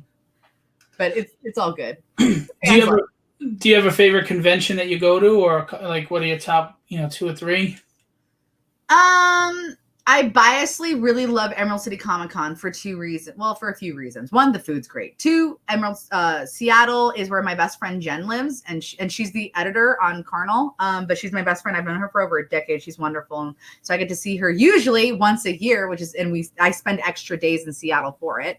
And then 3, the show itself makes me a lot of money. So That's always a plus. Always a plus, yeah. So I really like going to Seattle. I really like going to New York. Again, the food is fantastic.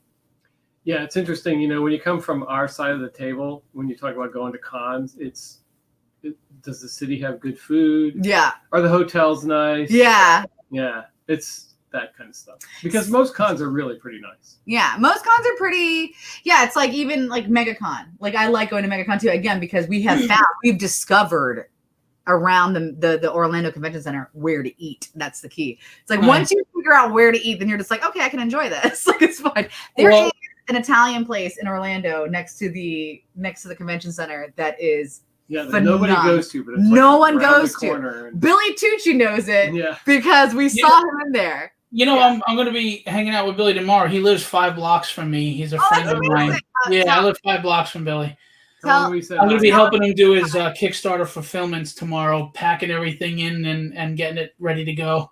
Okay, tell him we said hi, and tell him Brett said you still owe me a cover. Yeah, that sounds like Billy. I'll tell him. I'll tell him. Yeah. And you see how she threw you under the bus, Brett? She's like, you're saying that to him. No, it's actually his commission. Like, legitimately, this is his commission. Oh, I'll remind him. It's a long story. It's a long, convoluted story, but yeah. So should I actually remind him? You can do so playfully. Oh, I bust his chops all the time. That's fine. Okay, then yeah, go for it. Yeah. Yeah, no, we're cool like that. He's not gonna be like. I've been on Billy's show and panels with Billy. Like I actually, Billy is one of the guys I've known for the longest time. When I was working for Bob, I met him at MegaCon way back in the day.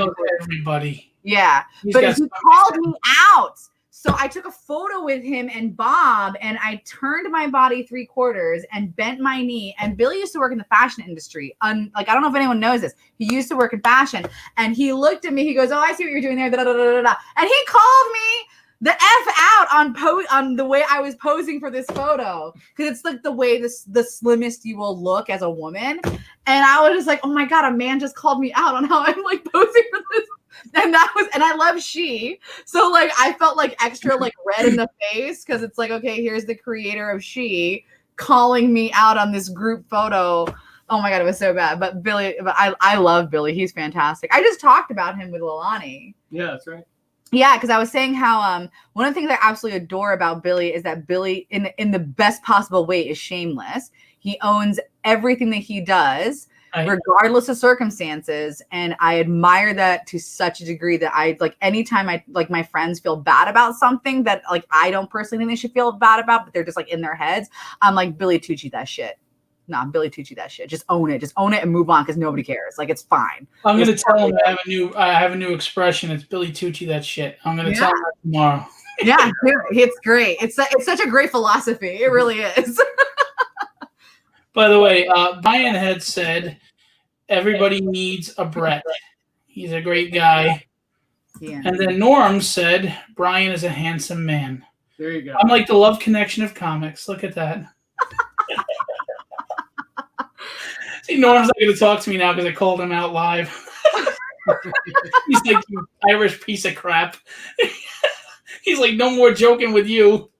No Italian cupcakes for you, Phil.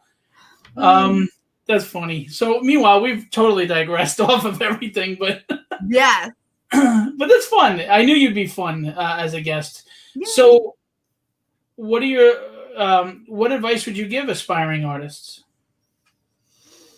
Draw every day. That sounds facetious, but actually do it. Even if you're just doodling on the phone or doodling while watching TV or whatever, just doodle every day, draw every day. And if you're going to take courses on anything, I usually say this to young people, like kids in high school. If you're going to take courses in college or like post high school, take marketing and business courses, because you need that more than artistic skill, believe it or not.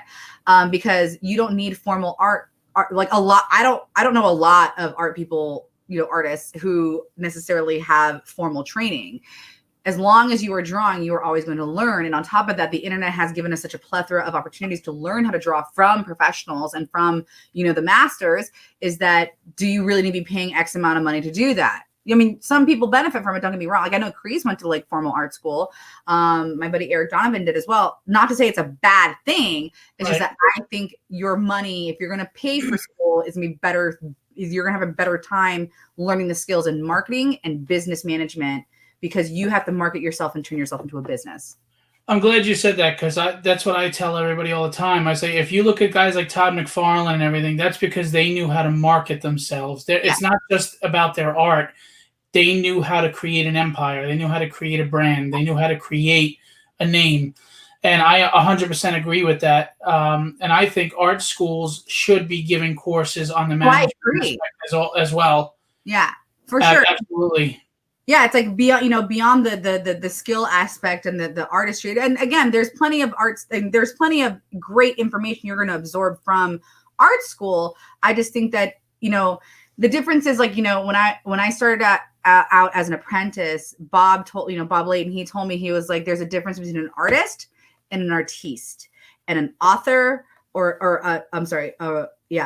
an author and an auteur, or it's like a writer, or versus an author. And he said, at the end of the day, we in the comic book community, it's like, yes, we want to flex our creativity. Yes, we want to be the best that we can be, but we are commercial at the end of the day. And if you can't make money, if you can't sustain making money, you have no business being in this business. And so it's like, learn how to do that. It's like, his mentor was Dick Giordano, the editor-in-chief from DC Comics way back in the day. Mm-hmm. And Dickie told, and I got to meet him, it was a wonderful experience multiple times. And he helped me a lot early on. And he said, nobody can see what's in your head, only you can. So learn to let it go, and that's, again, a very commercial way of thinking, is that we're here making a product. So we have to learn how to like do these things that we need to get done, and then turn the page and don't look back, because you're always going to draw something better tomorrow. So don't like get fixated. So I think a lot of people get sucked into this whole, like, I have to be the best at this exact thing. And I'll totally suffer from that. I mean, God, you see my posts about lace all the time. Like, I will just kill myself over doing a lace dress or something because I'm crazy. To be fair, it doesn't actually take me that long. It just hurts my hand. But it's like, I had to learn how to just let things go and know that it's not going to be, I'm not Michelangelo. I'm not taking 8,000 hours to do something. It's like, this is something for quick consumption, for fun consumption, entertainment. And the next time I'll do a little bit better. And the time after that, I'll do a little bit better. And like, just keep progressing. And yeah, and like, again, that's more of a commercial business mindset to it. And I think a lot of old school artists were taught that, and a lot of newer artists were not taught that. Like, they don't have that mindset. They really think themselves as more of a, an artiste, as it were, which is nothing wrong with that. It's just, it's not commercially viable because you're not going to have the production or speed for it, kind of a thing. I'm hella slow, and I'm considered fast compared to some people. So, sure. And I'm slow. Well, one thing I've learned as an art collector, I don't want anybody to rush if that's not your pace, because I want your best anyway. I don't want rushed. I want your best. And I'm pretty patient. If it's 6 months and that's what it took, but I get a piece that I can hang with pride and love every second, okay. Well, it's just art, 6 months. I'm not going to freak out because I didn't get my art within 6 months. Now, if it's 3 years, I might be like, can you get to it sometime soon? I don't think I've made anybody wait that long, ever. Yeah, well, it's happened, and I know people that it's happened to, and they get frustrated, and it just gets messy. So, but deadlines have to come first, obviously, in projects like that. But when you see them doing other people's commissions while you're waiting on yours, that's when people get frustrated. Yeah. But I do agree about the marketing, absolutely. Or get a great rep by your side to help you out. That's another great thing to do. Yeah, Brett. That's why I exactly. I'm looking. Not like I met Brett. Actually, I met Brett. You know, this was funny. I met Brett for the first time in Boston at the time you were repping someone else, and very friendly, very personable.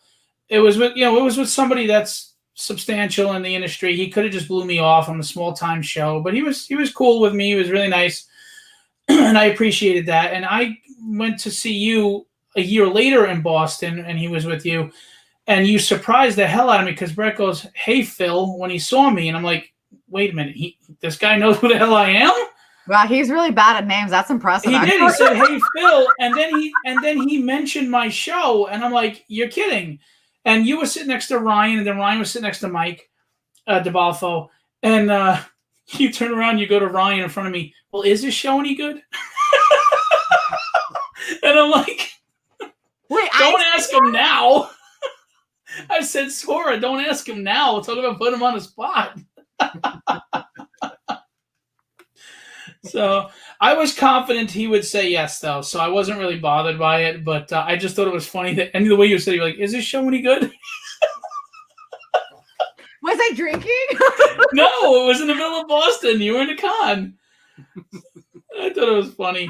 Oh, So I actually appreciated that. I mean, I had to earn my way with some reps, to even just acknowledge me, where Brett was very respectful and cool from the start. So I appreciated that. well, Brett and I have the same philosophy. I mean, I got my philosophy again from Bob. One of the things that Bob used to always say to me is that he's like, don't shit on anybody on your way up because they're going to be the same people shitting on you on your way down. Yeah. What he taught me is that like every artist has a peak. Every artist does. Styles come and go, preferences come and go, in terms of fandom. And so it's like, you got, be kind, man. At the end of the day, it's the philosophy of life. Be kind. Because you never know. It was even more than be kind. He's diligent. He does his research. You do your work. I mean, he knows what he's dealing with when he's dealing with it. That's a good thing. Well, the dog is passed out on us, but he's like, I'm done with life right now. Okay, go ahead. Okay, I'll be right back. No, I'm just going to say, the big part of being an artist is, you're creating something and you've got two opportunities. One is you can create it for yourself, or one is you can create it and put it out there and it's for somebody else's consumption. Right. So it's a two-way street, really. If you don't take care of the people who support you and appreciate what they bring to the table, then what do you really have? It's just you, and it doesn't really, there's no relationship there. So to me, when I was working for Scott at the time when I think I met you, and it was all about the relationship with his fans. And I was at the time basically the ambassador for him. Right. I don't speak for him at all, but you have to put on a good face for the person you represent, and it's really all about the relationship that you develop with your fans. And if you don't develop a good relationship with your fans, like I said, you end up just being yourself. So Scott was nice to me too. I mean, you both were really cool. One of the nicest guys. Yeah, like right. Yeah, well, now I got to get him to a show though. Good luck. I know. I also don't think I have that kind of money at this point. But so the last question I usually ask guests is, if you could go back in time to when you were first starting out, that younger self, what advice would you give yourself?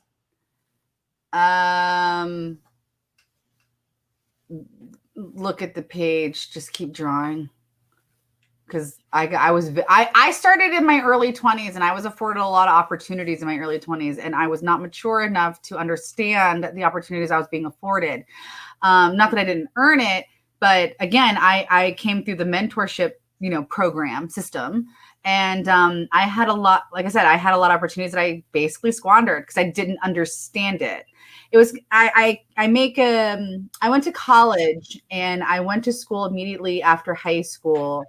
And it would, in my head, it just felt like an extension of high school. The workload for me wasn't much. I was always academically blessed. And so the workload for me was not difficult. And so I didn't take it that seriously. Now, granted, when I went back to finish my degree, because I had a scholarship and I stopped school and I went off and did art for a while and then I came back. When I came back, I was a little older and I took it much more seriously and I appreciated it a lot better. So in the same way, it's like I wish I was a little older to appreciate the opportunities that were presented to me and not squander them. So I would have been like, bitch focus. Like basically, that's what I would tell myself, bitch focus. Because I was not focused. So what I'll tell people from now on when I see aspiring artists says, you need to bitch focus. Yes. Yeah. And then you need to be a Patreon and be a commission bitch. Yes. I have such great phrasing. Such great I'm telling you, you might want to coin these and copyright them or something. Well, you know what? You got to call a segment on one of your shows my commission bitch. Yeah. Commission bitch. Oh, Yeah. Chad's here. He's going to be on the show. Oh, Chad. I love Chad. Chad's fantastic. Yeah, he's going to be on the show in October. Really? Awesome. Yeah. You're not bringing him on now to promote his Kickstarter? Shame.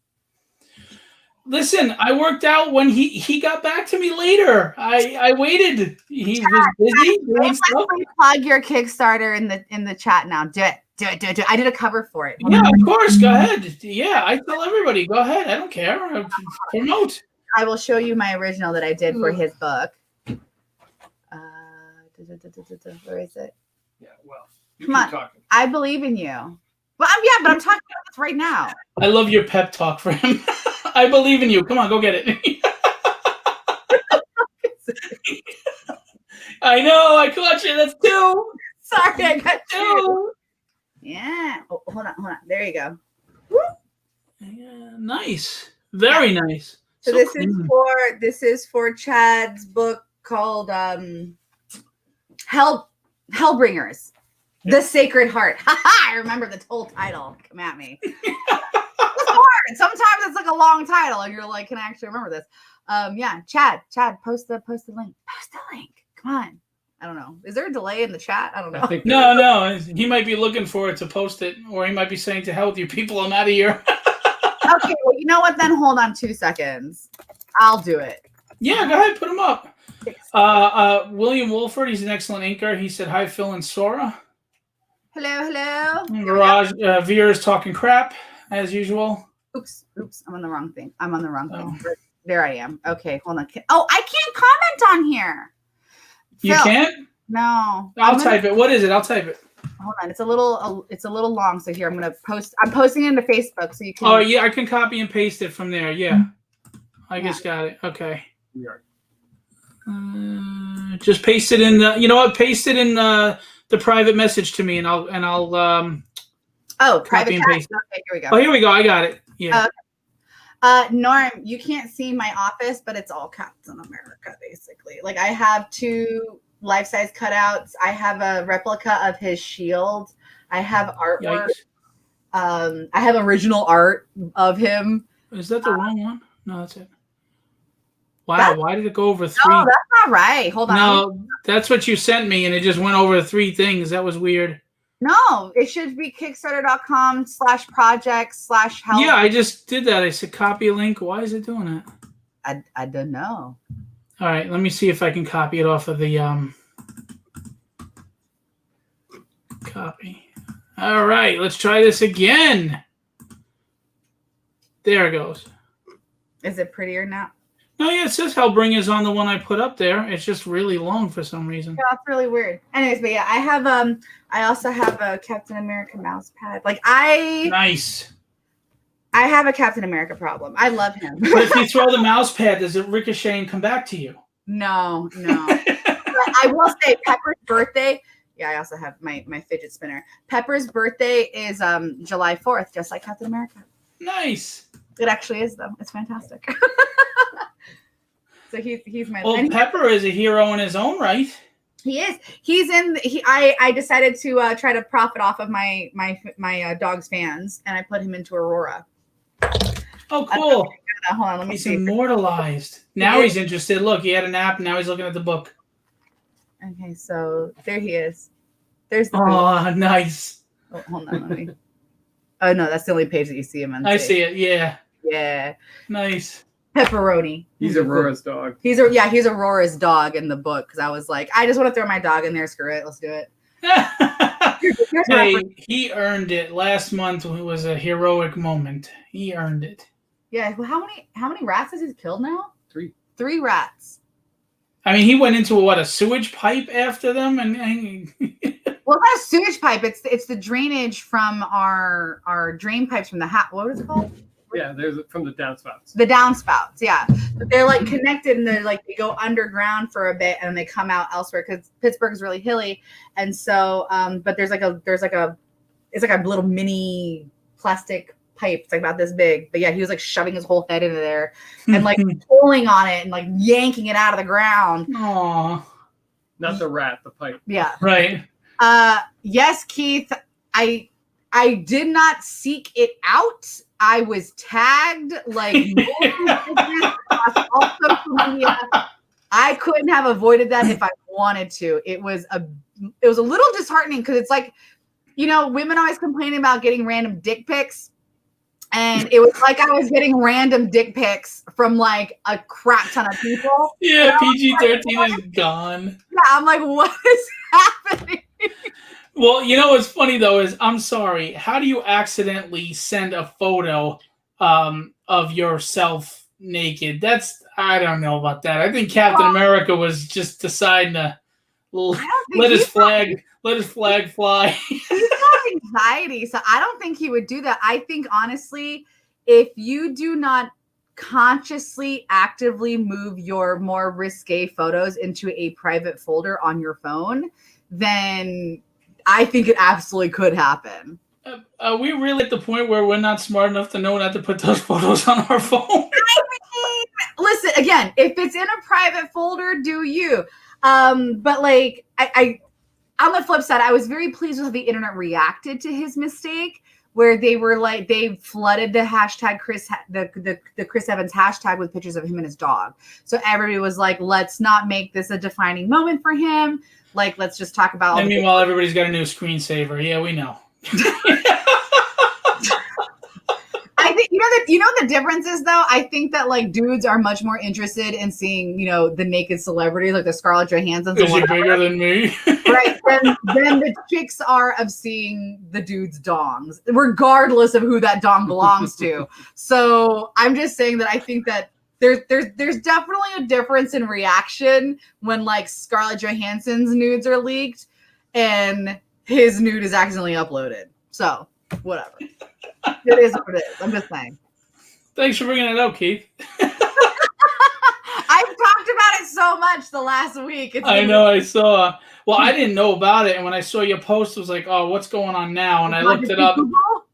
No, I didn't Google the picture. I wound up getting articles on what happened and like the Twitter stuff. I don't need to look. I'm good. See it?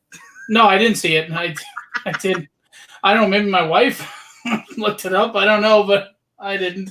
She's got like a secret folder of just Chris Evans' dick on her phone. I'm sorry. Listen, I always told my wife, what do you need a 6-pack for when you can tap the keg? Tap the keg. Right, tap that keg. This has gone south. Speaking of which, it's almost midnight for me. I got a boogie. No, I was gonna let you go. Just before you go, plug whatever you need to plug, and remind everybody and go to Unknown Comics or Blue Rainbow on or bluerainbow.com so you can order chapter books of Karnal. You get all these delicious, fancy, sexy covers from a variety of artists. Kale New is doing all of the standard covers for us, all 12 chapters. And then we have variety covers from like Richard Ortiz and Sabine Rich. And Sabine Rich, excellent artist. Sun. Oh my God, how do you say her last name? Whatever. Kumanaki. Yeah, Kumanaki. Okay, and soon Kumanaki, and me. So like, there's plenty of delicious covers to choose from. But please do get into the story. It's a fun story. Like I said, it's an unapologetic villainous story. Aurora is just now finishing. We're just finishing fulfillment for Aurora. Now we will have that listed on the Blue Rainbow and the Sorah Suhng website shortly. Like as soon as all the orders are accounted for, like they're all delivered, and we don't have to do replacements, so we'll know how much extra stock we have. And please visit my Patreon for an insane amount of unwarranted content. It's like a dumb amount of content. So for as little as $1 a month, $3 a month, or $5 a month, depending on your tier, you can get a lot of stuff. Like way too much stuff, yeah. And one of the things that I actually offer on my $5 tier that no one's actually taken up yet is art critiques, like specific one-on-one portfolio work, basically with me. Like if you are an aspiring writer or an artist, then we can work. We basically would set up a Discord where it's just you and me, and we talk. And I'd talk to you about your work. So nice. Yeah. F-bombs included. F-bombs included. Not safe for work, 18 plus. Like literally it is 18 plus. It would have to be. Yeah. Well, thank you for coming out. Thanks, Brett, for helping get this all together. Thank you, Pepper, for being cute. And done. That's the same response I get from my wife when I'm talking too long. So, I'm used to it. But anyway, thanks for coming out, guys. If you're too tired to hang out backstage for a few minutes, no problem. I'll catch up with you another day. Yeah. Okay, I'm just going to do a quick see it, everybody. But thank you for coming on. Everybody, please look at the scroll below to go to her website, her Instagram, her Facebook, and her Patreon right there. And are you open for commissions, or are you busy? I do not currently have slots. I'm going to be doing a commission thing through... Somebody. I'll post about it, but I'm going to be doing a commission opportunity, a sketch opportunity through somebody within the next month is the goal. Yeah. Okay, great. So guys, if you aren't already, follow the Facebook and Instagram so that you can get the updates about Sorah and what she's doing. Yeah. Sorah, thanks for coming out. Thanks for only dropping 2. I expected about 7, but... I tried really hard. It's fine. And Brett, thanks again for coming out. And you guys have a great night. And thanks. Thank you. Yeah, thanks, Phil. Bye, guys. All right. So that was Sorah Suhng. And I personally had a good time. I hope you did. She's a funny person and a great artist. So really, please go support her. Her artwork is amazing. Her pencils are so clean. Next week, we have... Norm will follow Sorah on Twitter. Excellent. Next week, we have Colorist Week. Tuesday, we have Chris Sotomayor. And then Friday, we have Alex Sinclair. I love all aspects of art. That is inkers, Norm. That is pencilers, and that is colorists. So come on out. Tuesday at 10 p.m., we have Chris Sotomayor, who's colored pretty much everything in your collection, I'm sure. And then Alex Sinclair on Friday. And also tomorrow, 1 p.m., my Art of the Jam piece. It's a short show. I'm going to go over this piece right here, which is the very first one I ever did. I have Neil Adams on it, Philip Tan, David Finch, a lot of people on that. So come out tomorrow and you can win some free art. If you pay attention to what I say during the show, I will ask a question at the end of the show. And if you get the answer right, you will win several free prints. Okay? Hey, Sean. And Norm, look at this. The love connection continues. So you guys, I thank you so much for coming out. Always appreciate you supporting the creators in the industry. And I'll leave you with what I always leave you with, and that's have fun storming the castle.